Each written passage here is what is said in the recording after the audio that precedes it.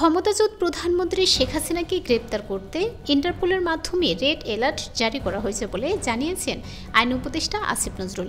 মঙ্গলবার সচিবালয়ে সাংবাদিকদের এক প্রশ্নের জবাবে তিনি এসব কথা জানান। উপদেষ্টা আসিফ নজরুল বলেন, শেখ হাসিনাকে গ্রেপ্তার করতে ইন্টারপোলের মাধ্যমে রেড অ্যালার্ট জারি করা হয়েছে।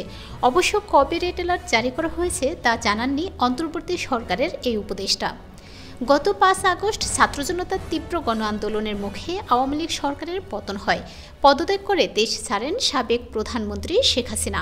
এরপর থেকে দিল্লিতে অবস্থান করছেন।